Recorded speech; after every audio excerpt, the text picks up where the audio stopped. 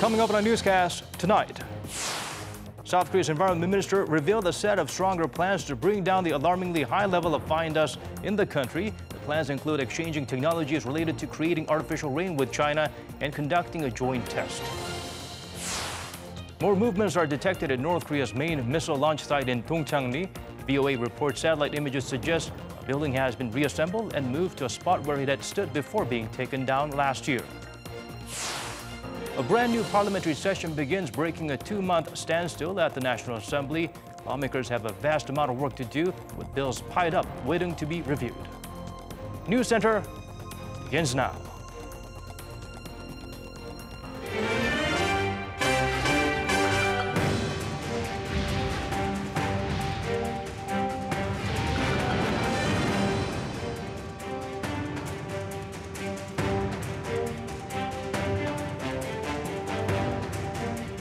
It's 8 p.m. here in Korea, live from our studio in Seoul. This is Arirang News Center. Welcome to our program.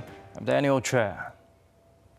The South Korean government revealed a new set of measures to combat the growing issue of fine dust, included in the plans working with China to create artificial rain. Our Park Ki-jun has our top story. South Korea plans to enforce emergency fine dust reduction measures in a joint simultaneous effort with China. At a press conference Thursday, Environment Minister Cho Myung-rae unveiled a set of stronger measures to bring down the dangerous levels of fine dust in the country. Cho says the ministry will cooperate with China to carry out the emergency measures, including a cloud seeding project aimed at inducing artificial rain to wash away the fine dust. China's technology is more advanced than ours, so we'll cooperate on conducting a joint experiment over the West Sea within this year. But we also plan to conduct a test of our own in March. The ministry also plans to categorize its emergency measures, which will kick into effect depending on the length of the crisis. If the fine dust measures are in effect for 3 straight days or more, vehicles used by the public servants will be banned completely from the country's roads. Some 36,000 factories emitting high levels of pollution will also have to cut their operating hours short. If the measures remain in effect for 5 days or more, road restrictions will be applied to more vehicles depending on their emissions grade. Regional governments will also implement their own vehicle rotation system. The ministry is also pushing to limit the output of 60 coal-fired power plants to 80%, while reviewing the option to decommission 2 aging power plants. The new set of measures comes amid the public's heightened concerns over the seriously high levels of fine dust. Besides the new plan, the ministry will work to come up with more drastic steps that can actually help resolve air pollution in the far future. Park Ki-jun, Arirang News. It is a fact that the extreme levels of fine dust in the country are partly caused by China. That's coming from Seoul's Foreign Minister Kang Kyung-hwa, who was answering a question on remarks by Beijing after attending a closed-door seminar at the National Assembly on Thursday. Beijing's Foreign Ministry spokesperson said a day earlier that he does not know if there is sufficient evidence to say South Korea's fine dust is from China. Minister Kang added Seoul is continuously raising the issue with Beijing, and the Foreign Affairs Ministry is working with both countries' environment ministries to come up with a solution. More concerning activity has been cited at North Korea, this time at missile testing sites in Dongchang-ri and Sanam-dong. Our Kan Young-woo updates us on the findings.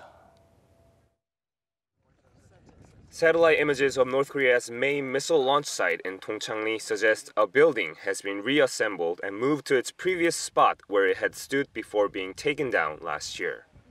According to VOA on Thursday, Planet Labs satellite images taken on March 2nd and 6th show the transportable building has been moved to the southeast side of the area, indicating more movements within the missile launch site. Earlier this week, 38 North, a North Korea monitoring website, reported North Korea is rebuilding structures at the Seoul satellite launching station in Dongchang-ri, where the regime tested missile engines for its ICBMs. Analyzing satellite imagery of the same area, the Center for Strategic and International Studies, a think tank in Washington, said North Korea is rapidly reconstructing its long-range missile launch site as a show of force after the Hanoi summit ended without an agreement. But Dongchang-ri isn't the only missile-related site where movements have been spotted. Quoted by lawmakers at the National Assembly, South Korea's National Intelligence Service said supply vehicles have been observed at the Sanam-dong Missile Research Center on the outskirts of Pyongyang. The Sanumdong site is believed to be used for developing ballistic missile technology, testing rocket engines, and producing ICBMs. Seoul's Ministry of National Defense said it's closely monitoring the situation during a regular press briefing on Thursday. We are keeping a close eye on North Korea's nuclear and missile facilities, including the Dongcheongni and Sanumdong sites. Also, defense intelligence officials from South Korea and the United States are maintaining close coordination. The Defense Ministry added it has strong speculation on the purpose of North Korean activity at these missile launch sites, but refrained from saying what it is. Kang-young-woo, Arirang News. Staying with reports indicating renewed activity at North Korea's key missile launch site, U.S. President Donald Trump said he wouldn't be happy if they turn out to be true. Won Jung-hwan reports. President Trump has stressed he will be, quote, very disappointed if North Korea is indeed reconstructing its Dongcheongni missile site, which was previously used to test engines for the regime's ICBMs, including the Hwasong-15. Speaking at the White House on Wednesday, Trump also added it was too early to conclude that Pyongyang was looking to resume provocations. But I would be very, very disappointed in Chairman Kim, and I don't think I will be, but we'll see what happens. We'll take a look. It'll ultimately get solved. New satellite images revealed by 38 North, a U.S.-based North Korea monitoring website, suggest the regime began reassembling the launch site just days after the Hanoi summit ended, prematurely without an agreement. While no movement was detected since August last year, recent satellite imagery shows new work had been taking place between February 16th and March 2nd. 2 cranes were added to the site, while the rail-mounted transfer building has also been rebuilt with new walls and a roof. Materials that had been stacked next to the building a few months ago also appeared to have been removed. Meanwhile, CNN filed a report on the same day that North Korea was desperate to strike a deal after Trump decided to walk away from the negotiations. As Trump prepared to leave a Hanoi hotel at the end of his meetings with Kim, North Korea's Vice Foreign Minister Choi Son-hee reportedly rushed over to the U.S. delegation with a message from Kim in a last-minute bid to save the talks from collapsing. Choi's desperate shuttling of a message, if true, shows that the leader wanted to settle for any type of agreement with the U.S. In reaction to the aftermath of the Hanoi summit, U.S. officials are working to set up the next round of working-level discussions with the North within the next months. Won Jung-hwan, Arirang News. North Korea's state TV aired a documentary about Kim Jong-un's trip to Hanoi. For more than an hour, it placed greater focus on the leader's Vietnam visit than the summit with U.S. President Donald Trump, and did not mention the fact that it ended without an agreement. Woo Jung-hee has the full story. Of the Korean Central Television's 75-minute documentary on Kim Jong-un's recent trip to Vietnam, the North Korea-U.S. summit took up less than 10 minutes. While Kim Jong-un and President Trump failed to reach an agreement following a breakdown in talks, the documentary portrayed the summit in a positive light. 하노이 순회회담에서는 두 번째로 되는 일본 상봉이 서로에 대한 존중과 신뢰를 더욱 두터이 하고 두 나라 관계를 새로운 단계로 도약시킬 수 있는 중요한 계기로 되었다고 평가하고 논의된 문제 해결을 위한 생산적인 대화들을 계속 이어나가기로 했습니다. But the North Koreans' disappointment in failing to strike a deal with the U.S. was visible. Parting after the suspended summit, Trump gives a firm handshake while Kim Jong-un has a sad smile. The North's foreign minister Lee Yong-ho stands at the back with a grim expression on his face, and the regime's top nuclear negotiator Kim Yong-chol says an awkward goodbye to Trump. Top North Korean diplomats had a press conference later that night after the summit to rebuke claims Trump made at his press conference earlier in the day, but that was not included in the documentary. The documentary instead highlighted Kim's visit to Vietnam. It was the first time in 55 years that a North Korean leader has visited the Southeast Asian country after the regime's founder and Kim's grandfather Kim Il-sung did so in 1964. The The documentary showed Kim meeting with the Vietnamese president, prime minister, and National Assembly chairwoman, and the warm welcome Kim received from the citizens, stressing Pyongyang and Hanoi were able to enhance their friendship. Woo Jung-hee, Arirang News. Following the collapse, talks between North Korea and the U.S. in Hanoi, Seoul's top nuclear envoy traveled to Washington. Jong-un is there to meet his American counterpart and discuss the next steps. Lee Ji-won tells us more. The nuclear envoys of South Korea and the U.S. see eye to eye that they're in a very sensitive period of the negotiations between North Korea and the U.S. and have promised to further tighten their cooperation on Pyongyang. Seoul's Foreign Affairs Ministry says Lee Do-hoon, Special Representative for Korean Peninsula Peace and Security Affairs, and his U.S. counterpart Stephen Biegun on Wednesday exchanged their evaluations on the second Kim-Trump summit. Biegun again explained the summit details to Lee, and they discussed what steps should be taken next. The two sides also reaffirmed how communication between the allies was as tight as it could be at various levels, including the leaders, foreign ministers, and they promised to maintain such strong cooperation. This comes as the denuclearization talks took a sudden turn at the Hanoi summit, with North Korean leader Kim Jong-un and U.S. President Donald Trump failing to reach an agreement on the North's denuclearization steps and the corresponding measures U.S. would provide in exchange. The ministry also announced that the two nuclear envoys also met with their Japanese counterpart, Kenji Kanasugi, for a working lunch. The U.S. State Department also confirmed the meeting between the three nuclear envoys. It said the three officials discussed their continued and coordinated efforts on achieving the final fully verified denuclearization of North Korea. While there was much speculation on whether Biegun and Lee will be discussing inter-Korean economic projects amid the failed agreement on denuclearization and sanctions alleviation, a South Korean official simply said Seoul is continuously working to make the conditions right for the resumption of the Kaesong Industrial Complex and South Korean tours to the North's Geumgangsan mountain. Lee Ji-won, Arirang News.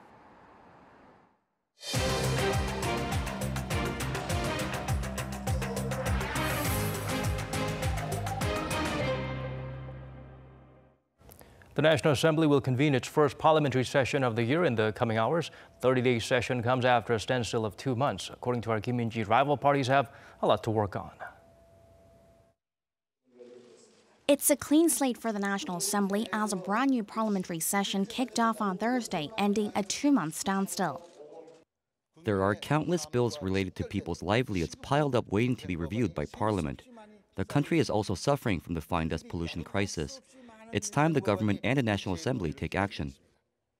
Starting next Monday, the chairs of the political parties will give speeches on their respective agendas and viewpoints.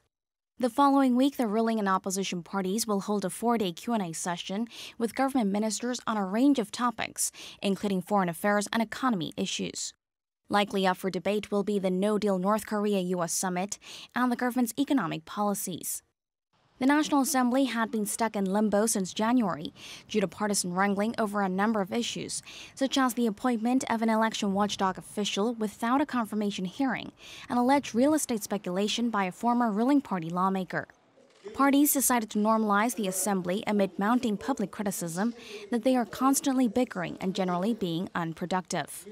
For starters, the parties have agreed to work on bills related to ultrafine dust pollution crisis in South Korea and have them ready for a full floor vote next week. They include bills to designate severe fine dust air pollution as a national disaster, which would allow the government to inject state money in case of an emergency. The parties have also agreed to consider using reserve funds to provide supplies such as anti-dust masks or air purifiers to the underprivileged. Rival parties will be coordinating on other urgent bills related to people's livelihoods that need to be passed during the March session this week. While it's a relief they've decided to work together on the most pressing issues, they've yet to mend their ties over the sticking points that caused the standoff in the first place, raising concerns over how many concessions they'll be willing to make for the March session to bear fruit. Kim Min-ji, Arirang News. Things are not looking so bright for the local economy this year. The OECD lowered its growth forecast for South Korea on the back of slowing global trade. Kim Il-sung breaks down the digits for us.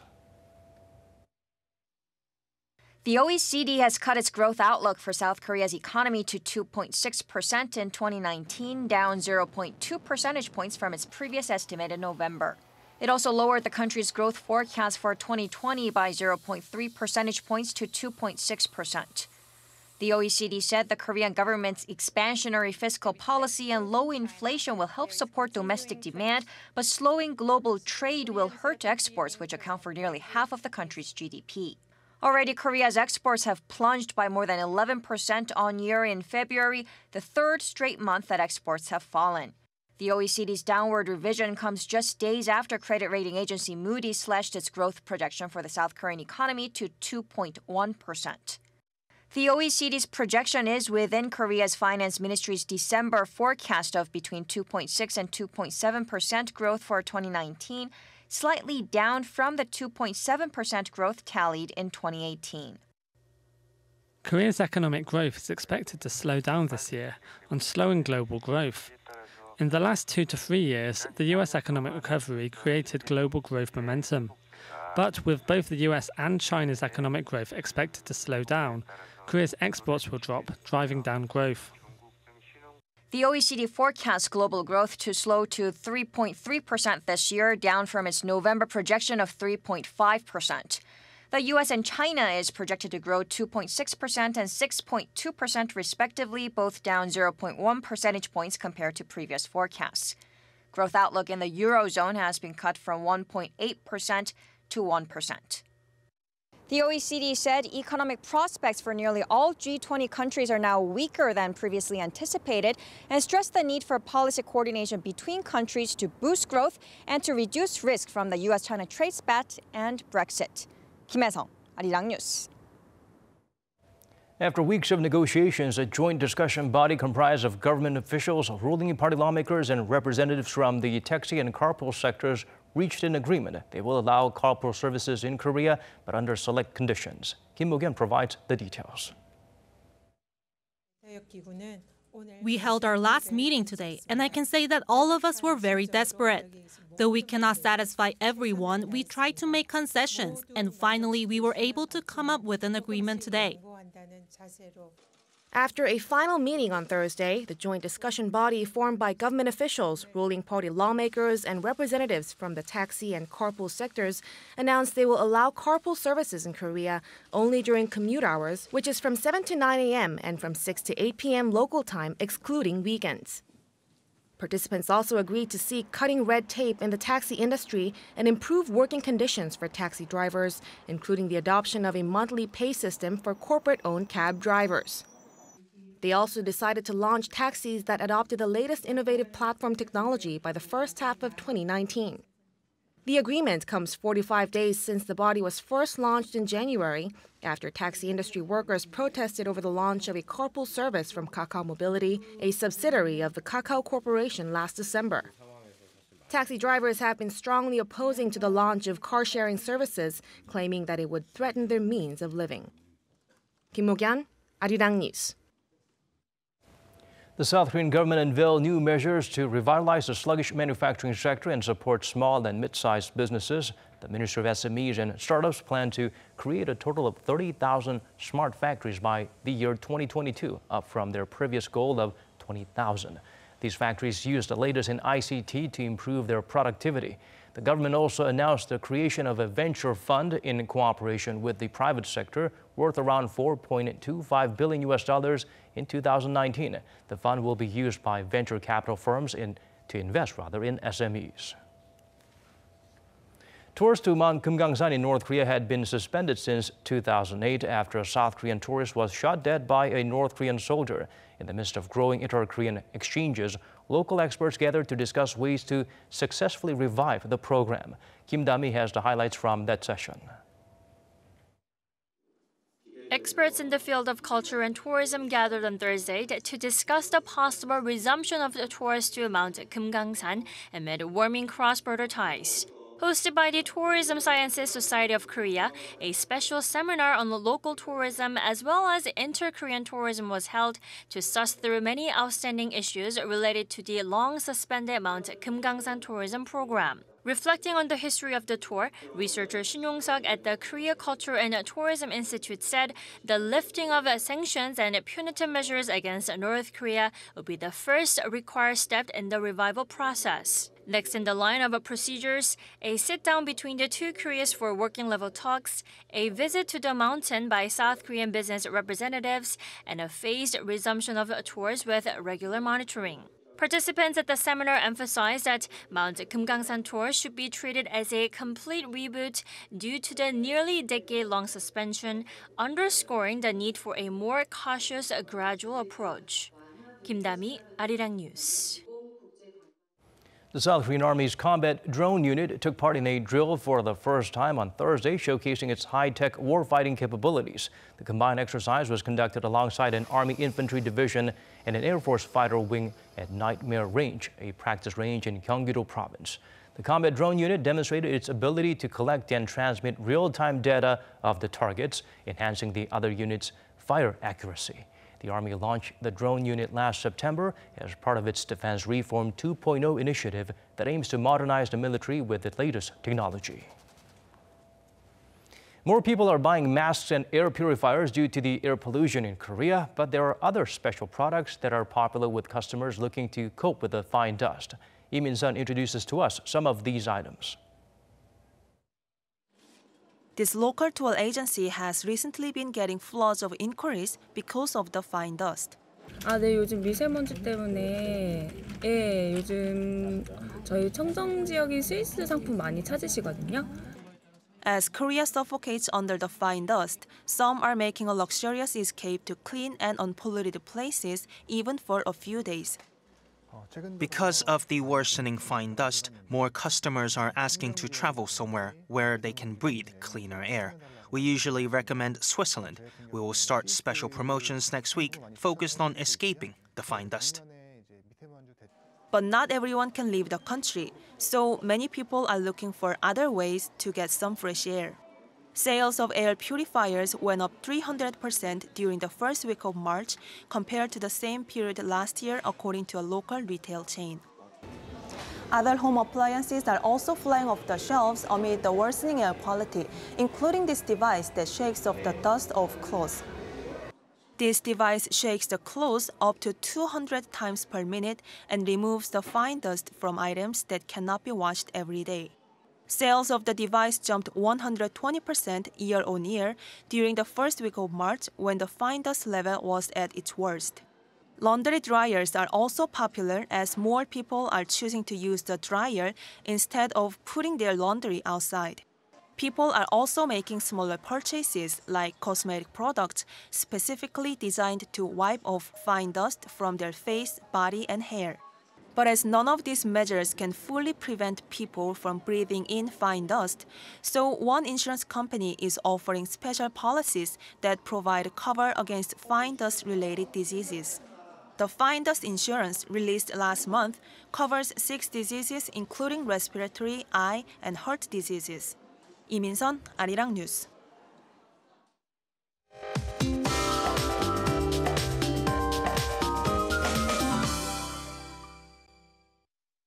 Time to turn to Michelle Bach at the Weather Center for the updates you need. Michelle, most regions have gone back to normal levels of fine dust, finally.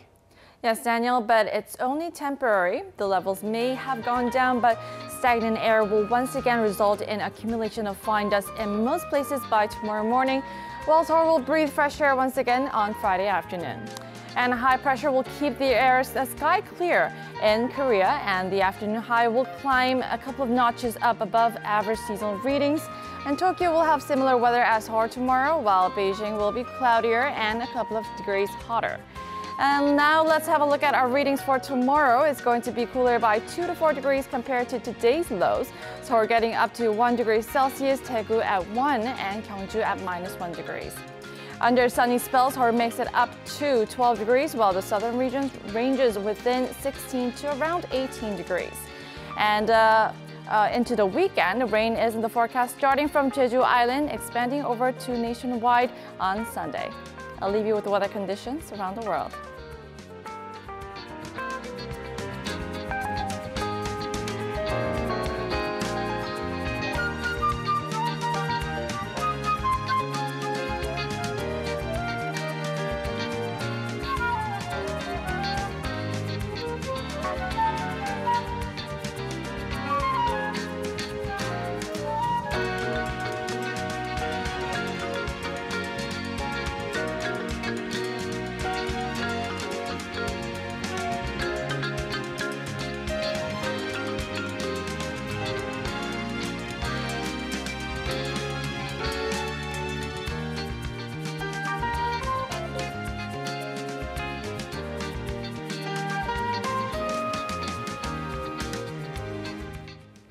This is where we have to wrap things up. Thanks for staying with us. Here's wishing you a good night or good day, depending on your time zone.